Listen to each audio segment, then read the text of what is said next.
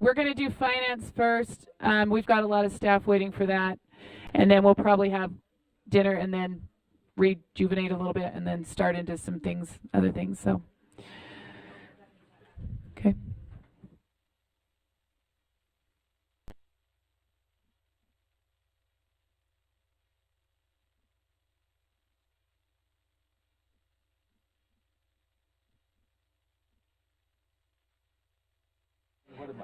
Yeah, you can take it back.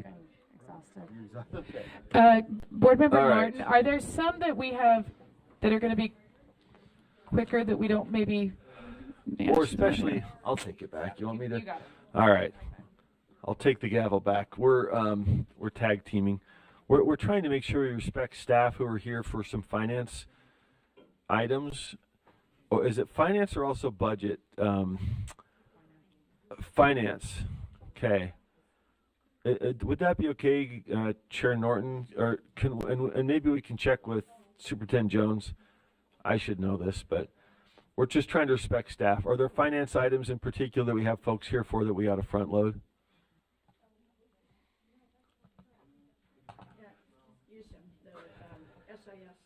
SIS. SIS. Right. And Chair, if I may, as it pertains to the monthly budget report, Jessica Kerr is scheduled to do the deeper dive on the ESSER funds update. It's an information item, but quarterly we go deeper into that. So, and she's not available next month. So if we could get to that briefing sooner too, that would be great. Because I think she has actually a family event tonight too, maybe a soccer game or something. I can't remember.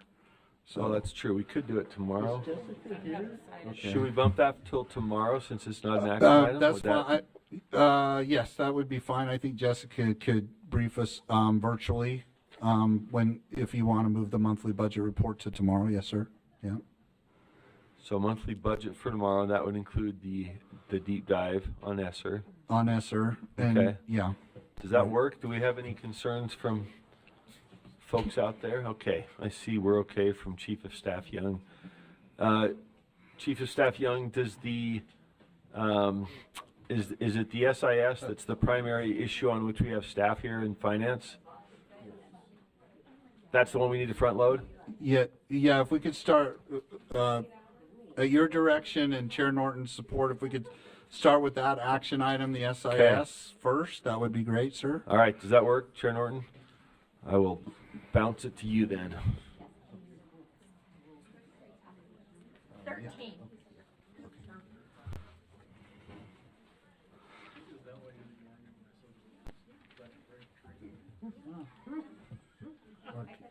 When you get barbecue tonight, you think, look to me. I'm here for you. Can you turn the mic on? No.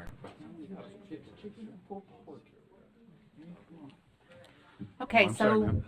this is the finance report from our April committee meeting, which was the longest committee meeting we've had in 4 years. And tonight we are going to be kind of skipping around. So for those of you following along on our agenda, we're on item 513, the statewide student information system. The motion before the board is that the board directs staff to create a legislative funding request for the 2025 general session to articulate the need, alignment with legislative directives, and its opportunity for local customization, and a 3 to 4 year transition period for the statewide student information system. Okay, thank you. Do we want to welcome up and hear from staff, or do we want to start with questions? We've got a couple lights on, but it might be no. You'd rather open to questions. Okay, let's go to questions then. Member Davis? You've got it. I have a substitute motion. I think someone has that language ready to go up, right? Okay.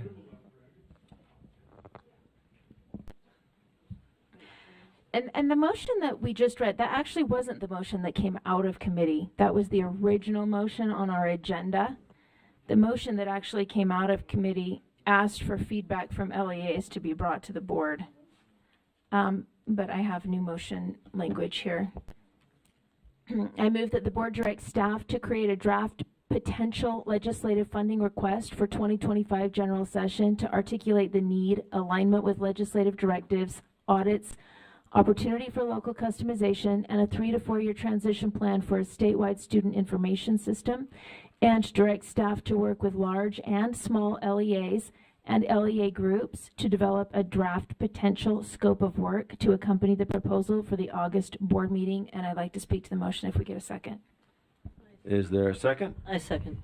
Seconded. Back to you, Member Davis. Yeah, thank you. I just think that we need to take a really careful look at this. The very first motion that came in through committee, I personally was uncomfortable with because it felt like we were just kind of moving forward on this without getting feedback. And then we made a motion to have feedback brought to the board today. I'm going to share feedback just from one large LEA that I sought from a data specialist. And it said, thanks for asking. I understand the desire, but I think that would be difficult because of differing needs between the districts and differing abilities of systems to integrate. Most SIS systems are part of a suite of enterprise tools that work together, such as SIS, finance, HR systems, SPED, data, dashboard, warehouse, food services. Some districts have bought SIS independently, but others try to use many from those systems from the same suite because they integrate easier. So if we all use one SIS, the integration is easier with the state, but then likely dozens and dozens of other integrations at each district would have to be created or remade. For those using SIS systems in a suite, not only is it a big effort up front, but likely the new system will never integrate as well as it did before. I've talked to some of you, and smaller LEAs have different opinions that say this could be really good for us. And so I think what I just want to do is say, look, we hear you. We're going to get your feedback. We're going to work in conjunction with you. This motion, because I know people out there are going to say, why did you move that? Because we're unhappy with it.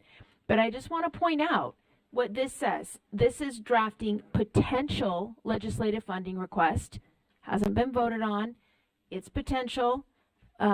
There is a need, and through our audits, we know that there is a need to look at something like this. We've added in opportunity for local customization to answer some of these concerns, like what I just read, for folks to have some all similar pieces and then some customization for you at your local levels. And then we've asked for large and small LEAs to be involved in the process. And when I spoke with Lexi Cunningham, I don't know if she's here, but she can speak for herself, I guess. She said, we just want to be involved in the process when we're want to be able to give feedback and be involved. So I would ask that we maybe communicate with her in selecting some of the folks that work with us. But I should have set my timer. That was too long. Anyway, that's what the motion is right now. Okay. And seconded, addressed, open to. We want to address that, and then we'll get to the lights. Go ahead. Chair Moss, if Deputy I may, General. I know Please. a question wasn't directed at me. Two things that I do want to emphasize is that we did follow up, staff did follow up on the intent of the recommendation that we do follow up with the field. We did that on 2 occasions recently at a meeting with the Utah Superintendents Association, or USSA, and then again at UASBO. And received similar remarks or concerns, especially as it related to interoperability.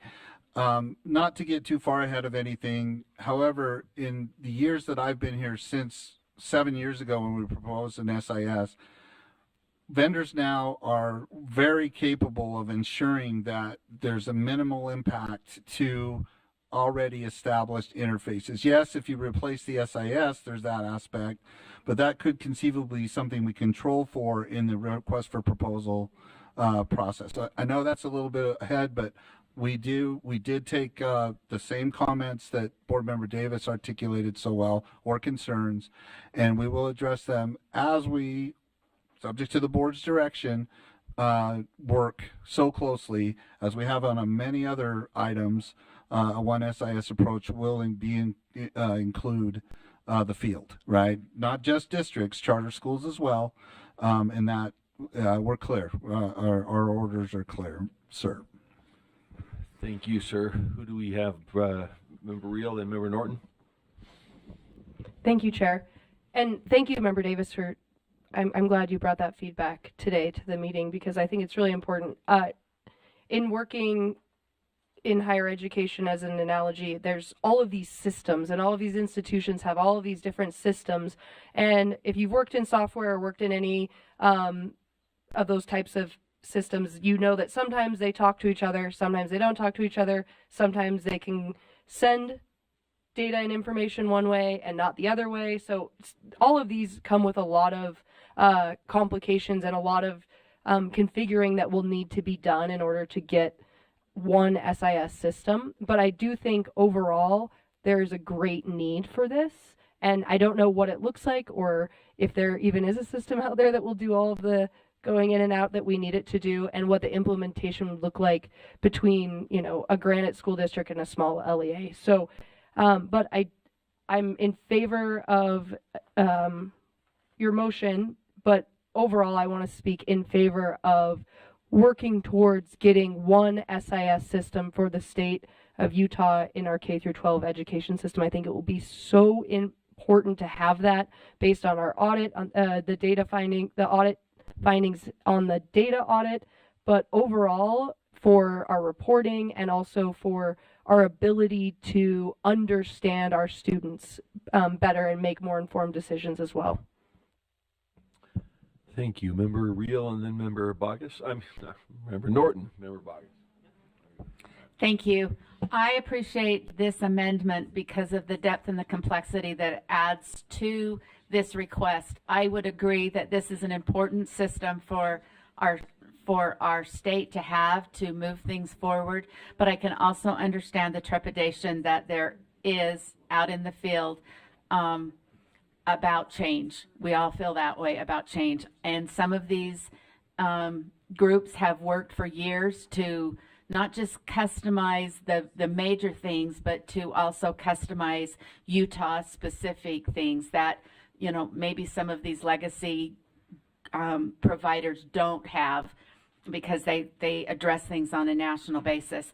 But I also know another big concern that I'm hearing is from the very small LEAs who just to keep an IT person on staff has become just a nightmare, and they find themselves getting behind, and this was, you know, I received this information on another item that we'll be reporting here, but I understand it is, we know on this great big entity side how hard it is to keep technical people, and you know, they get somebody finally after a long search and they're there for 6 to 8 months and then they're gone and then they start that cycle all over again. So I know, you know, they're just feeling like we have no way of keeping up and carrying on because these issues are becoming so complex. So I fully support it. I'm glad that we're looking at a few more issues and that's my comment.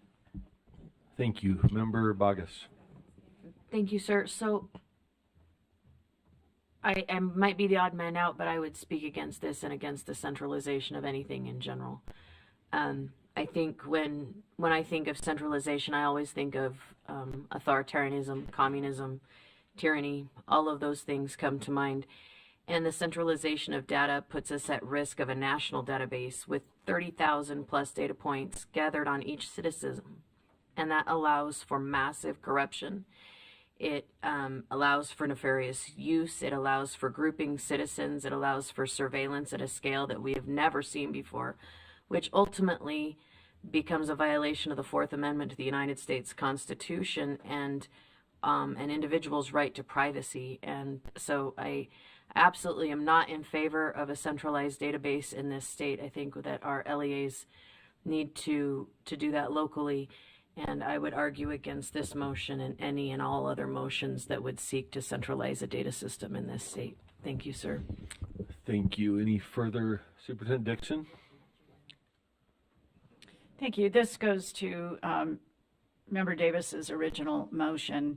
it's been really interesting to have these conversations. I think the first conversation, Deputy Jones, correct me if I'm wrong, was with the superintendents at USSA, that like the first big group conversation.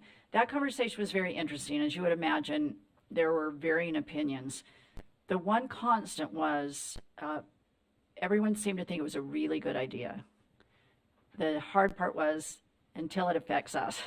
So, the notion that it created streamlined processes, eliminated or diminished reporting, a lot of those kinds of things, less room for error, just a lot of good conversations. The variables were timing, cost, and prior work. So some said, I like this idea. If you're going to do it fairly soon because we're ready to purchase something. Some said, oh man, I wish you would have done this 4 years ago because we just purchased something a couple of years ago. And Scott and I were really good to not say I told you so 4 years ago. So that, that timing was a variable. The second was, of course, the cost. Some have spent money, as you've mentioned, and some spent some quite a while ago with training. Others, like Washington County, have spent 2 years kind of doing a big wraparound of their data system with some integration. So timing, cost, and just the change, the angst of change were the three things that continue to come up. Since that first meeting, we've had the word spread. So we've had a lot of individual contact points. I feel like I'm having them anytime I run into somebody from the field. I have a contact point about this. And again, the constant is, yeah, we think it's a good idea. And just be aware that this is what we've gone through. Or whatever their concern is, like, get it done now, or this would be great, or please don't do this because we just spent all this money. But yeah, we like the idea. So I wanted to put that out there that, yes, we've had this, and UASBO, which is really the touch point where the business administrators, I think it came up in a data meeting. So the word is out there. You'll probably be approached as individual board members if you haven't been already. So I think, to your point, Member Davis, it's that feedback is coming in. And so it's about capturing and being able to share that with you at any given. I mean, we could do that now, putting those points together that I just shared. I don't know how formal you want that to be, but we did promise the superintendents and the BAs that there would be a work group put together. So a lot of this is already in motion. And I guess what I'm telling you is everything you've said, we have validation in the field and have made those promises that we would make sure people were at the table to help us with the actual configuration of all of this. Should it pass the board? I mean, we've been very, very good and careful about saying based on what happens with the board. Thank you, Superintendent. Other comments, questions? This is Board Member Klein. I would speak Go ahead. against this motion as well for reasons that have already been shared about the problems with centralization, both from a data privacy standpoint as well as, just that centralization. It's not, yeah. So I'm against this. Okay, thank you. We Do you have. want me to? What's that? Oh, sorry, Member Reel. I'm just for the public record, I just want to make note that I would much rather have data in a protected system rather than what we all use and interact with every day, which is basically a nationwide database called Meta, Facebook. It's basically a nationwide database as well as X. So I understand the concerns, but I would much rather see something that is secure and protected rather than things that we all use every day that is basically a nationwide database, well, a worldwide database. That's all. Thank you. Vice Chair Hart? I think we have to make rules for what we have in front of us and the requirements we have in front of us. We are staring down student data backpack. We have issues with data reliability. Every time a data crosses a system, you're creating a nexus that can lose data, corrupt data. To be able to protect it, in a system that that has protection built in, that's to me some advantages. We can't get away from the collection of this data. It would dramatically. We have lots of places in code that we have to collect data. The other thing is when we don't have a unified SIS, what you do is your rich get richer and your poor get poorer. Districts that can't afford the very best of the systems end up with mediocre systems, which causes them problems and errors, and the big districts can afford the latest and greatest and save time and save on limiting redundancy. I think that it's very important that we consider the options that are out there for a unified SIS so that we can provide top-level security for the data that we collect and be responsible with that. That's my 2 cents. Thank you, Vice Chair Hart. Further questions, comments for staff? Okay, well, we have a substitute motion on the board that the board directs staff to create a draft potential legislative funding request for 2025 general session to articulate the need, alignment with legislative directives and audits, opportunity for local customization, a 3 to 4 year transition plan for a statewide student information system, and direct staff to work with large and small LEAs and LEA groups to develop a draft potential scope of work to accompany the proposal for the August board meeting. Seeing no more lights, please vote. Board Member Klein is a no. Thank you. Member Wood? Yes. Member Wood is a yes.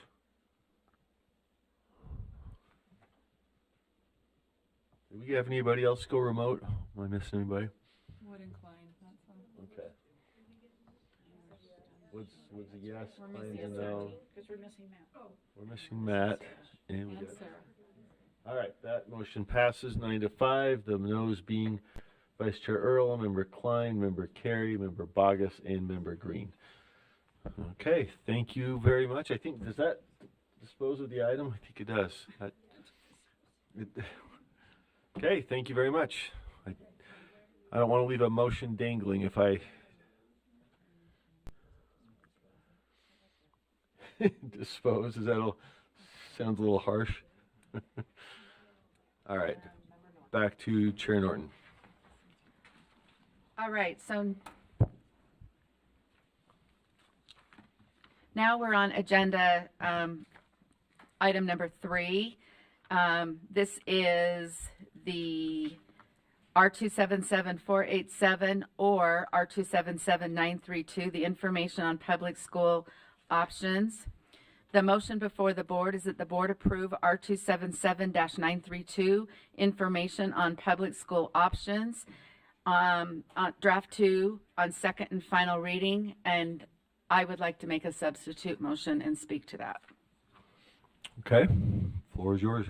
Okay, the substitute motion is that the board approve R277-932, information on public schools draft 1 on second and final reading. The difference between draft 1 and draft 2, draft 1 was voted on by our committee and passed unanimously, and then kind of at the last minute there was an amendment to add in that it not only, this information not only be placed on the USBE and the district homepage, but also on the parent portal. As I was speaking, as I thought about it afterwards, I thought, I'm concerned about that, and I don't like the duplicative information. And then the first thing that came to me was, well, people moving into the area would not have access to a parent page. And it's, it's one more thing that LEAs would have to do. But probably the thing that most convinced me was talking with parents, and they were saying, no, no, no, no, no. You don't get to go on our page. That is our page for parents to see their students' information. You know, if you want to have it on the district website and maybe the homepage of the district website, that's fine if people are looking for options. But when I go to my parent portal page, I want to see my child's attendance. I want to see if I owe any money. I want to see the grades, and I want to see the information that, or the work that they're doing. I don't want anything else. My life is complicated enough, and I understand that. And then the one other issue is, again, a matter of, you know, are these systems even able to do that? And many IT people that I talked to said, yeah, we have one of those pages, but we don't have control over just putting, you know, links on there. It's specifically set up to interact with our SIS system for grades and attendance. So those were some issues that I thought, let's just keep it on the district landing page. Okay, and I apologize, I'm not sure if I asked for a second. Chair Norton? I did not. Well, this is a substitute to the committee, so it does, and we've got it from Member Strape. So, and we've heard from Chair Norton, unless you wanted to speak further, but let's open it up to the floor. Could I just get clarification then? I'm even on finance, but I lost track because of so many motions. Was it draft 2? Draft 2 is the one that put it on the parent portal. And that's the one that was voted out of committee, correct? Okay. And then that's when I substituted back to draft Substitute 1. back to draft 1. Okay, so the substitute is back from committee draft, which is draft 2, back to draft 1. Any comment to that? I will just say I think I have a disagreement on this one. I really think that the parents, to me, that are most important are the ones that are not aware. And I've talked to enough of those parents that somehow heard on a random comment at a soccer game or whatever that there was an option they didn't know about. And so I respect all the parents in the system, but I'm especially worried about those that are just not aware. And so I liked what we did in terms of adding it to the student information portal. So I'd be in favor of draft 2. Any other comments though? Member Davis? Or who? I see Member Davis, were you up first? Member Lear? Okay. Yeah, I mean, in an ideal world, I think that would be would be just easier for everybody. But part of the reason that we said we ought to put it on the page of the kind of the student homepage is because the parent sees it often. The parent sees it when they pay fees. The parent sees it when they check grades and such. On the front of my page, you know, it's where you can also opt into the military if you want information from the military or from higher ed. So I think that it was kind of like a compromise from the data sharing individual identifiable information like addresses and such. So anyway, that's where it came to go on the homepage, and the thought was that if a parent has a problem with something, or they're just like, I want to just see, maybe I'm even just choosing between high schools in my district or something, but they can always know where that is rather than saying, I think I got a flyer in a mailbox on August 17th from that charter school somewhere. Anyway, this way they know where it is all the time. They can click on it anytime they want. And it goes straight to the websites of all the other schools in their area and have an online option to click on to get information. You're talking about what was in draft 2? That was in draft 2. Yeah. Okay. Yeah, I'm still trying to keep them straight myself. Member Lear?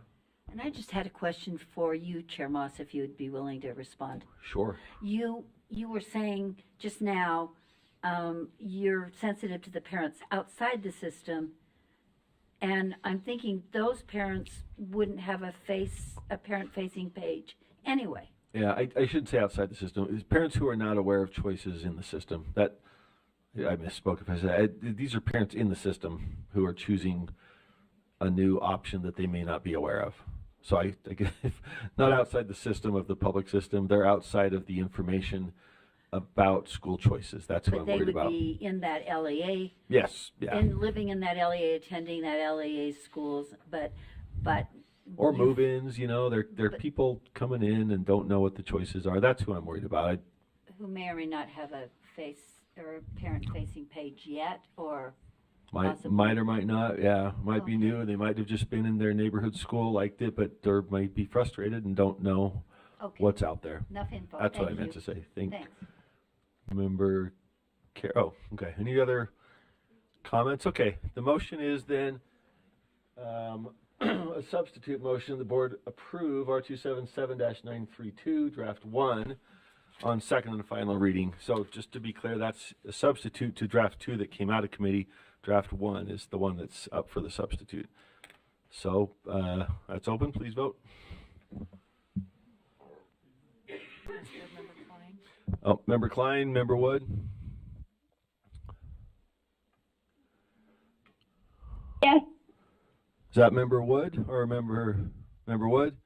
Member Klein? This is Member Wood, yes. Okay, Member Wood's a yes. Member Klein? No. Member Klein's a no. And that concludes it. That motion fails 7-7. The yes votes being Reel, Hart, Wood, Booth, Straight, Norton, and Lear. So back to the underlying motion, which was the committee motion that the board approve R277-932, Information on Public School Options, draft 2 on second and final reading. Member Davis. I'm sorry, Member Lear first. To the to draft 2, and I'm not finding a specific line, but let me tell you what I want to add. Cindy may remember, where it adds parent-facing page. Can somebody help me with? Let's see, maybe if I go back to draft 2, It's on line 28. line 28. Yes, I'm on draft 2 now, so let's go to. Yeah, that doesn't make Nope. sense. I wanted the section that talks about, that's what I thought. Okay, going there. Sorry. If I go too fast, then it flips back to the front. Okay. And that would be, okay, got it. So, as directing in accordance with FERPA and LA should have director information, directing, that's not there, sorry, I keep going a little bit. An LA may request this, an LA may not use contact information. I'm trying to find out where it's it says parent facing page. 27 through 29. So back to the top? Yeah, the end of the rule is 270 something. Oh, I thought it, sorry. Okay. Oh, you're right. Sorry. You're right. Thank you, Emily. Okay, so my amendment would be an LEA should place a link to the public school options page required under subsection on the LEA student information portal if technically possible. Oh, sorry. If technically possible, that would follow student information portal, or to the extent technically possible. If anybody prefers words, if the wordsmithers prefer to the extent, or if technically, or however, so that it allows for LEAs that may or may not have as sophisticated SIS systems, or if it is otherwise impossible for an LEA to do this, rather than just have consternation, I'd rather have it's somewhere on the website or the school website, rather than them just becoming frustrated with not being able to do it. I also talked to 7 different representatives from 7 different LEAs. and they get way off the point in terms of the philosophical and, if this is a market of competition, why are we having to give a competition our information? So getting past that and then saying, however, I'm not even sure some of these people were saying that our system can do it. So this would allow for systems that cannot do it if it had a disclaimer or a clause that allowed an SIS system to not have it on the parent-facing page. Okay. Did we get a second? I'm sorry, it's late in the day. I'm losing. Sorry, I spoke to it too. Sorry. It's seconded, it's spoken to, so open it up to the floor. Member Davis?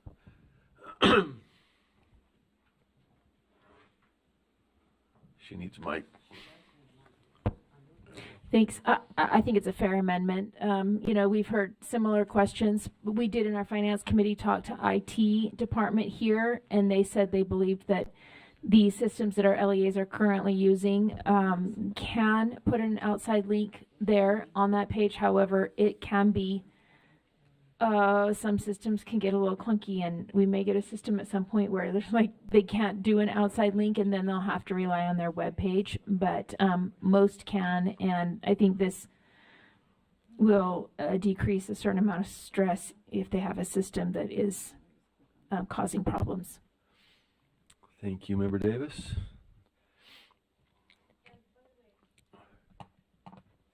That was brought up by a person representing charters as well. And some charters have mentioned too that the administrative burden would be much lighter with a situation like this, because what they would need to do is just make sure a link is on the two places, rather than a constant administrative burden of requests of other schools asking for specific data and then keeping track of who gave permission and who didn't and watching it every year. And then not only having that open up to districts and charters, but once that door is open, knowing that then that will open up to Utah Fits All. And the public money's going to Utah Fits All folks are the karate studios and the swim people. And, it opens up a huge door and becomes a major administrative burden. Thanks. Okay. Well, I think this makes sense too, for what that's worth. There we go, Member Straight. Yes, thank you.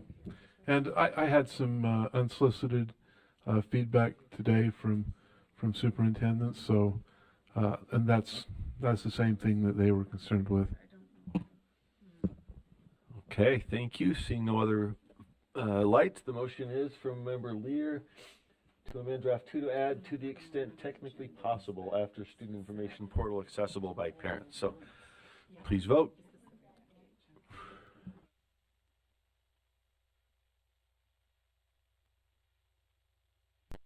Member Klein is a yes. Member Wood is a yes.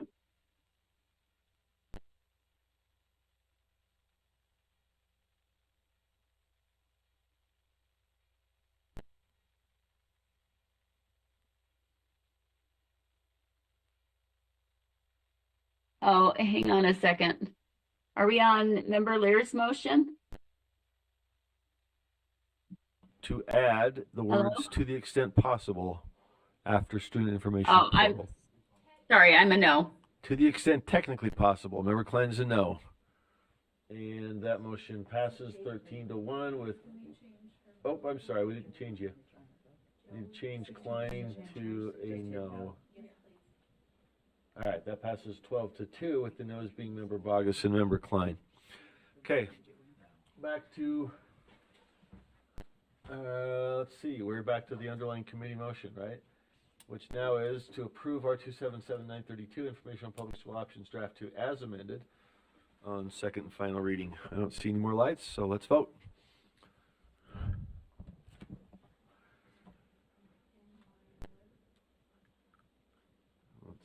Oh yeah, just still getting it opened up. Member Wood is a yes. Where was a yes? Member Klein? Yes. Member Klein is a yes.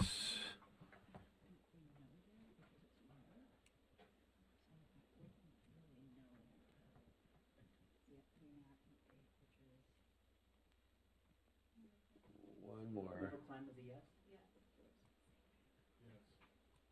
Okay, that passes 13-1 with Member Bogus the no vote.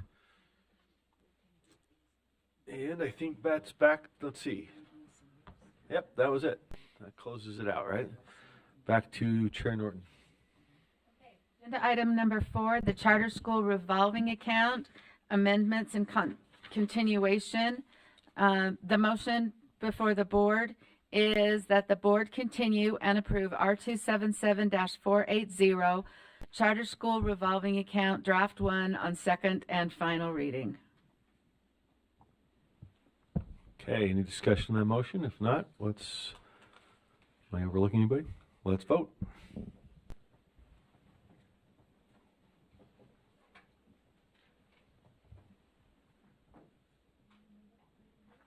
Yes.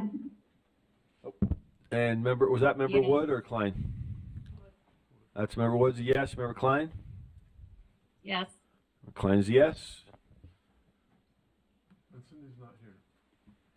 Oh, member Davis stepped out, so that passes unanimously with those present voting 13 in favor. Back to you, Chair Norton. Okay, agenda item number 5, R277-484, board reporting deadline table incorporated by reference document. The motion that passed out of committee is that the board approve the board reporting deadline table draft 1, and I have a motion to amend. Okay. You want that motion? Yes, ma'am. Okay. You're up. The motion to amend is that the board amend the board reporting deadline table to update the deadline for the UTRAC's current year complete October 1st update from the first Wednesday in October to October 5th. Okay, is there a second? Seconded. Back to you, Chair Norton. You want to address the motion? Go ahead.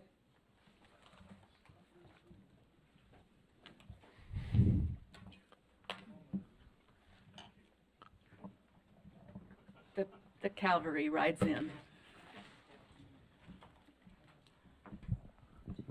Jared Felt, the USB IT director. So Aaron Bruff couldn't make it here today, but I was at a data conference with him, meeting with the data people from the LEAs, and a lot of them expressed concern about needing more time to complete the things on their end to submit their final reports. And so this is the reason for the extension or moving the date. Thank you. Director Felt, comments or questions? Member Bogus? Yeah, I have a question, sir. What happens if October 5th falls on a Saturday? To me, it seems more logical to have it be the first Wednesday so that it's on a day of the week. Yeah, there was a... Go ahead, Scott. I don't know if I know the answer. Yeah, it would fall on the following Monday if that occurred on a weekend. Okay, thank you. That's all I need to know. Is that in rules somewhere? I mean, the general rollover rule, is that a standard rule? It would be a business rule. Deputy Jones says it would be a business rule. So it'd be an internal rule to USBE.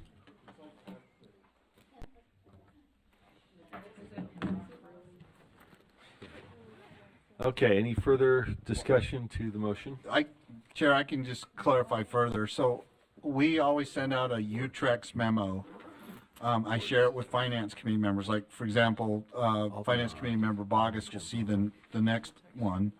And if it falls on a particular date, that's where we articulate to them that, because this date falls on a Sunday, you get till the next day. The rule is to specify October 5th of every year, but, a 1-day shift will still be okay. If that's okay. I mean, we could codify it in a rule that if the 5th should fall on that's something we could do, but we just make sure they know in the letter, so.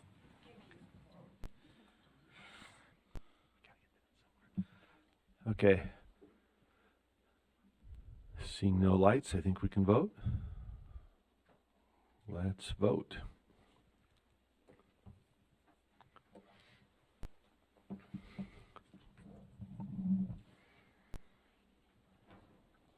Board Member Klein is a yes. Board Member Wood is a yes. Okay.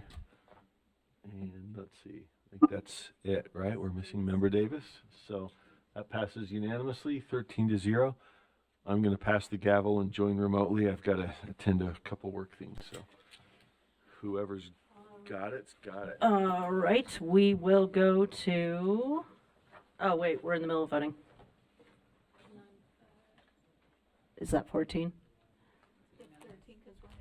That's unanimous, 13, we're missing Davis and Hymas. All right, next item. Oh, I'm sorry. Catching up here, people. Going to the underlying motion. The board approved the board reporting deadline table, draft 1 is amended.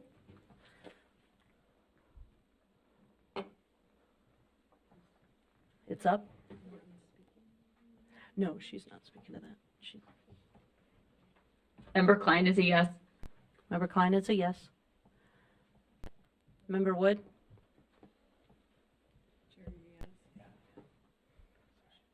Yes. All right, that passes unanimously. All right, now we are on to the next item.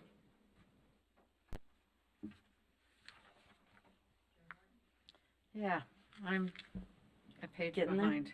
Okay. Data standards? Okay. The motion before the board is that the board approves R277484, the data standards, draft 1 on second and final reading. And the motion is that the board approve R277484 data standards, draft 1 on second and final reading. Any comments? Seeing none, let's vote.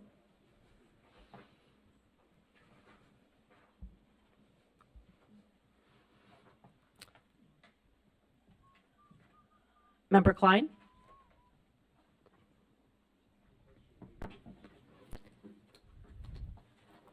Member Wood? Yes. Member Wood is a yes. Yes. Member Klein is a yes. We're missing one. Is it you? Okay. All right, that passes unanimously. Okay. Next up, Item number 7, R277. This is an amendment to R277602, the Carson Smith Scholarship Funding and Procedures. The motion before the board is that the board approve R277-602, the Carson Smith Scholarship Funding and Procedures, draft 1 on second and final reading. all right, any questions? Member Lear? April and a May that are both draft 1. So we have March, April, and May. I hope I'm looking at the right place. Let's see. It's on 602, is that right? 602. Mm-hmm. And you've got a March, I've got, it should be, oh, so that's May. Okay, so we're looking at the May.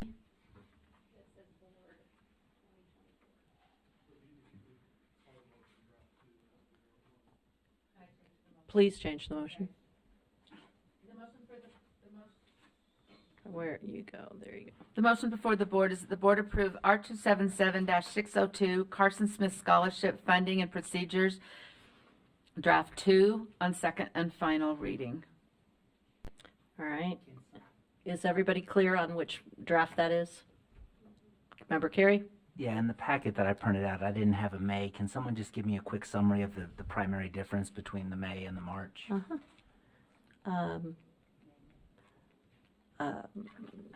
Chair Norton, you want to do that, or would you like staff to assist? Staff is looking. All right. It's not colored. Okay.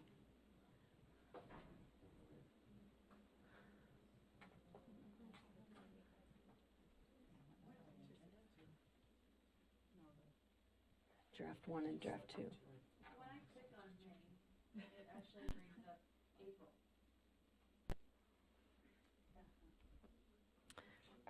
Well, so I'm a little perplexed because I click on draft 1 April and it brings up March, and then I click on draft 1 May and it brings up April. So I'm Okay. wondering if maybe you might have the May draft. Is my point.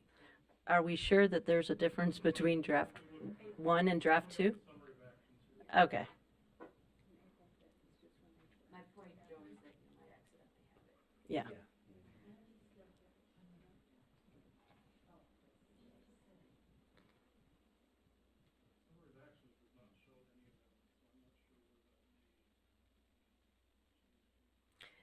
Can we, can staff look into the differences in drafts, and can we go to the next item, please? Thank you.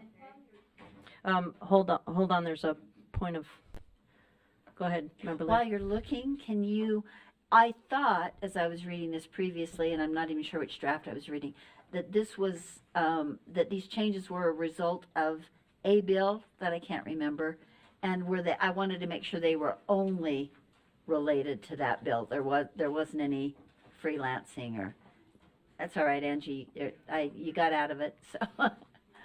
Yeah, both and Leah, so. All right, they're all related exactly to the bill, whatever bill it was that combined those. But we don't have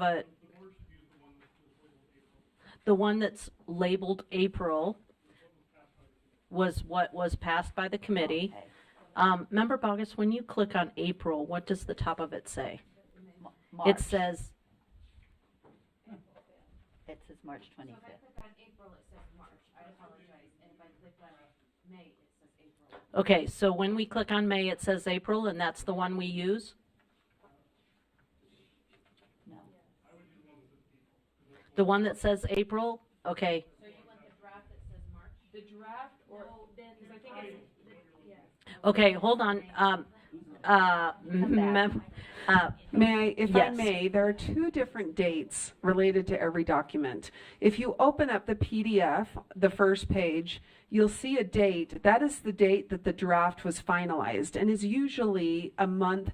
So for example, all the rules that are going to committee tomorrow are going to likely have an April date in the corner. But when we save the document, and it's uploaded to Civic Clerk, it's going to say May committee. So it'll have an April date here because that's when the draft was completed, but it's going to May committee. So what I think Ben is recommending is you look at the document that says April committee or April board, probably April committee. So that would be if you're looking at the backup documents listed, click on the one that says April committee. Okay, the question was asked, what's the difference between the two drafts that are in backup? So there is no difference, so we could click on any of them.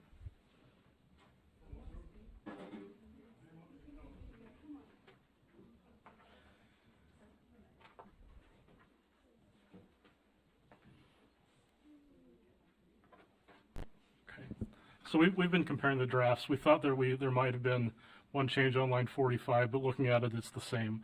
Okay. The committee passed the original draft, which was the one that's titled April, dated March 20th. Okay, thank you. All right, does anyone have any questions on that draft? Yeah. All right, I see no questions. We ready to vote? Okay. Voting's open. Please vote.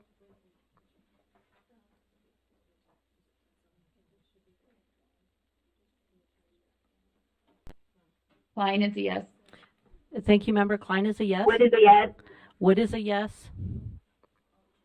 Two more votes. yes. Moss, yes. Yeah. One more vote. Oh, no, we're good. This passes unanimously. Thank you. Next, Member Norton. Agenda number 8, R277626, Special Needs Opportunity Scholarship Program. This is an amendment. The motion before the board is that the board approves R277-626, Special Needs Opportunity Scholarship Program, Draft 2, on second and final reading. Do we need to revote? we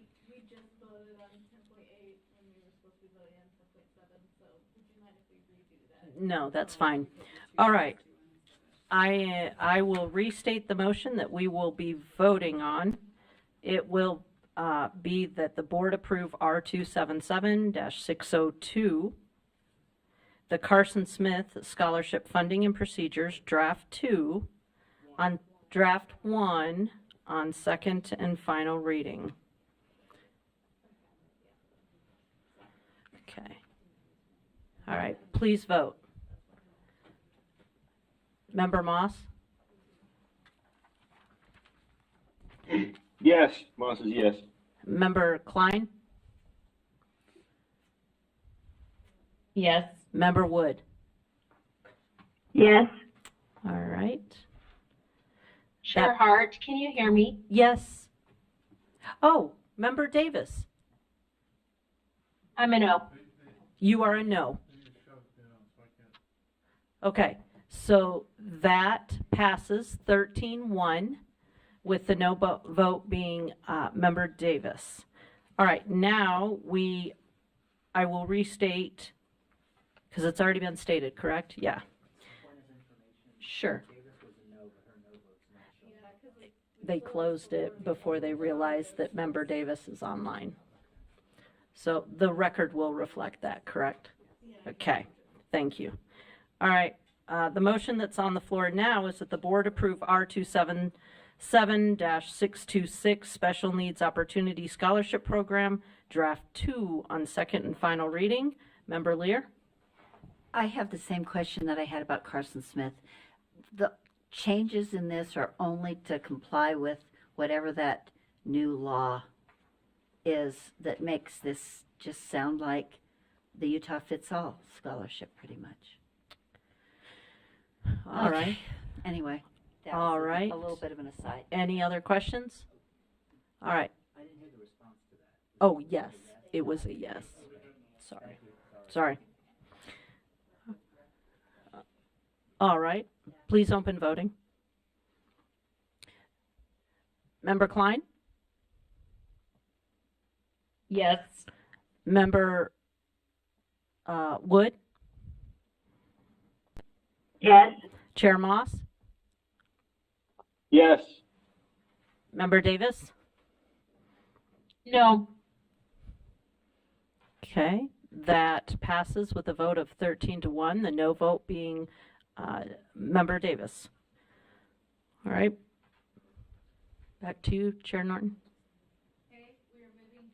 We're moving down to agenda item number 14, the state fiscal year 2025 public education budget review and recommendation for approval.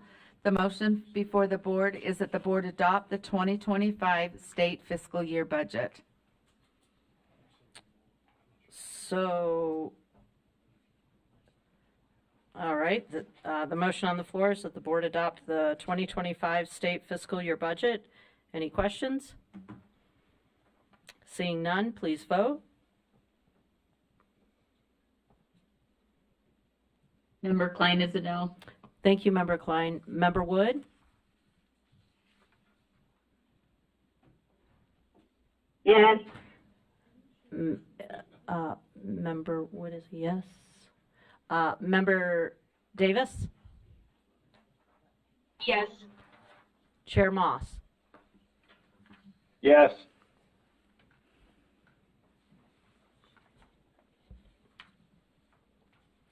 Yeah, I'm gonna we're skipping. All right, the votes are in. That passes with 12 yeses, 1 abstention, and 1 no. The abstention is Member Bogus, and the no is Member Klein.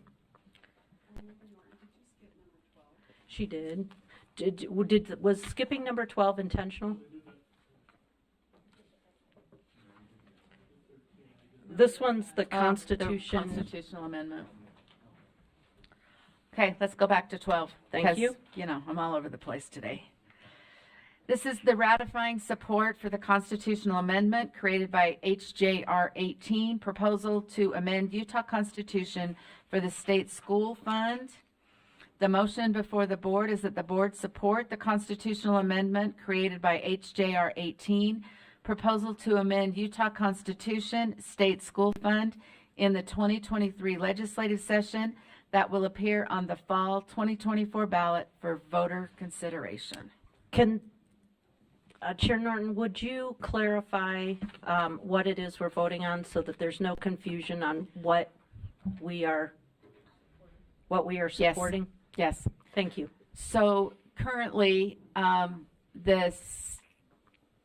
my gosh, my brain just went, the state funds that are called the state land trust funds have a maximum amount that can be distributed to the schools. There's, as they have evaluated that information, the thoughts are pretty abundant that what we are doing is creating an imbalance in the fund, that more money is being saved for the students of the future, and that these current students are being shortchanged because of that. So this would adjust that percentage by 1% if needed. Okay, thank you. Member Bogus? From 4% use of the fund to 5%. Member Bogus? Yes, ma'am. Thank you. So I argued against this in committee, and I'm going to argue against it again, not because I don't support the constitutional amendment. It's just not the proper role of government, especially of our agency. This is passed the legislature. It goes to the voters. We supported it when it came before our board before, and it's kind of like we're saying, yeah, now we really mean it. Like, we've already voted on this, and I don't understand why we are doing this a second time. It just seems not a prudent use of our time and resources, and not the proper role of our body. Member Carey? Yeah, may I direct a question to Deputy Superintendent Jones? Thank you. Deputy Superintendent Jones, just a few questions, but in your financial analysis, does this increase in any way threaten the stability of the fund? Chair? Please. The answer is no, it does not. In fact, it is a very good time. The timing couldn't even be better. The fund has been managed extremely well with the investment strategies. There's plenty of reserve funding. I don't see this as putting pressure or stressing the fund at all. To answer Board Member Carey's question, Madam Chair. Vice Chair, may I ask a follow-up question? Yes, please. Thank you. And then my other question is, does this in any way prioritize our current students over our future students by making this shift? Because it's my understanding that given the financial status of the fund, we're able to treat both of those groups equally. I just want to make sure that my understanding is correct. Madam Chair? Yes, please. My answer to Board Member Carey's question is yes, you are correct, sir. It does not separate or make one group of students, current or future, different from the others. It really does a very good job of ensuring that students are covered or funded now and in the future. Yeah. Chair Moss? Just a quick point. I think I shared this earlier. I'm familiar with some of the reasons behind this. The fund has been more actively managed in the last, I'm not sure, 8-10 years or so. Before that, it was sort of more passively managed. And so with that shift, the fund has grown to the point where there's more piling up to allow more distribution to current students while still preserving the body of that fund going forward. So I think that's the reason for the shift, is it's related to that change in management strategy that's spun off a lot more money. Thank you. Member Straight? Just a little bit of information. Changing from to 5% means that the fund would turn over at its current position every 14.4 years. And I think that's a good number. So for all you have to do to figure that out is divide the number into 72, whatever the percentage is, and that will tell you how long it takes to turn over. So at 4%, that'd be 24 years. So anyway. Thank you. Member Lear?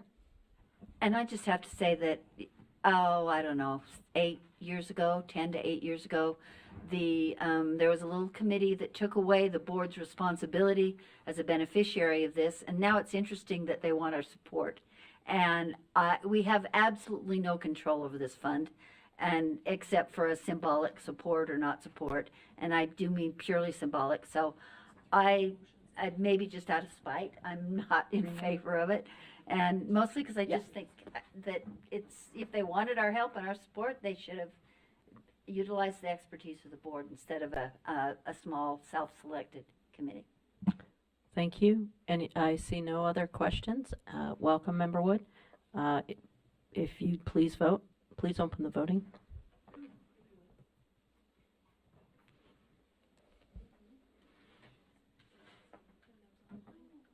Member Klein is a no. Member Klein is a no. Chair Moss? Yes.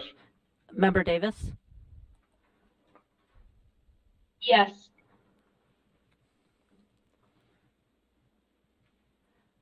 Member Wood, are you going to vote on this one? She did? Okay. All right. At a vote of 10 to 4, that passes. The noes being Bogus, Klein, Lear, and Green. All right, just a few more standing between us and dinner. Go ahead, Chair Norton.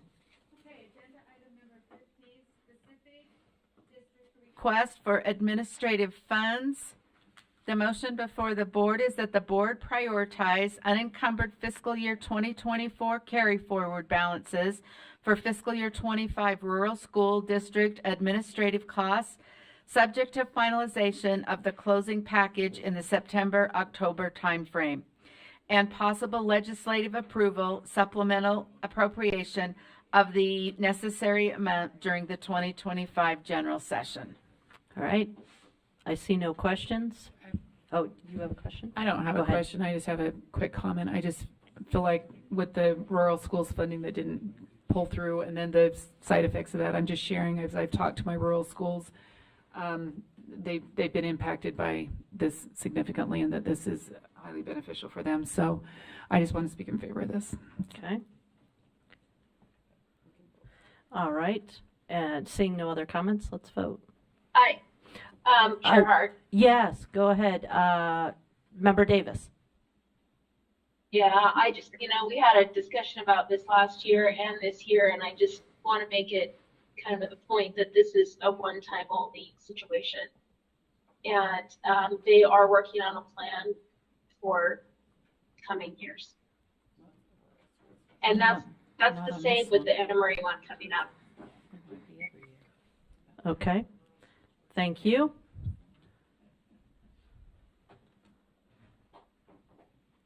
Voting is open. Member Klein is a no. Thank you, Member Klein. Member Davis? Yes. Okay. Member Moss? Chair Moss? Yes. Okay. The voting is complete. That passes 12 yeses, 1 abstention, 1 no. The abstention is Member Bogus, and the no is Member Klein. All right, next. Okay, agenda item number 16, request for funds for continuation of the Scribble contract. The motion before the board is that the board approve the use of ESSER funds in the amount of $950,000 to extend the Scribble contract from September 2nd, 2024 through September 1st, 2025. Okay. I see no comments. Voting is open. Are you ready? Voting is open. Member Klein is a no. Thank you, Member Klein. Chair Moss? Yes. Member Davis? Yes. All right. One more vote.